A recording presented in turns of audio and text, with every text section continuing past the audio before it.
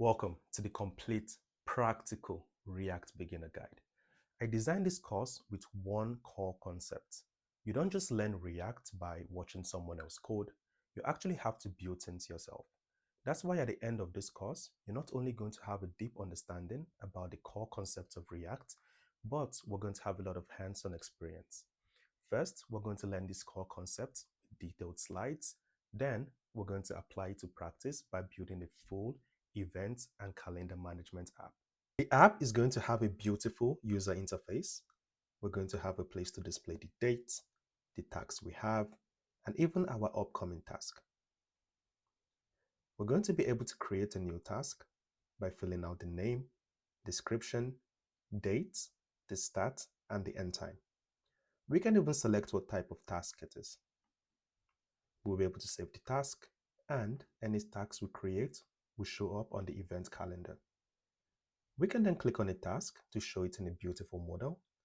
We can check the task is done or even uncheck it. We can click to edit the task by editing the details, maybe even the type, and it's going to show up on the calendar too. We can also, of course, delete the task. The event calendar is going to have different views for month, week, day, and even the agenda. Our task is also going to give us notifications if it's almost time. For example, as you can see, it's almost time to go shopping.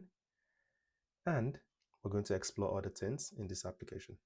We're going to learn a lot of concepts. We're going to talk about components, props, and state. We're going to learn about events, forms, and conditional rendering.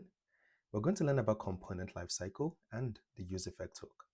We'll learn where state lives and how components talk to each other. Very important, we're going to learn to debug React applications like a pro. And at the end, we're going to deploy our application to the web so you can add it to your portfolio. Even so much more. As you can see, we have a lot to do. We are programmers. Let's stop talking, join me in the course, and let's code.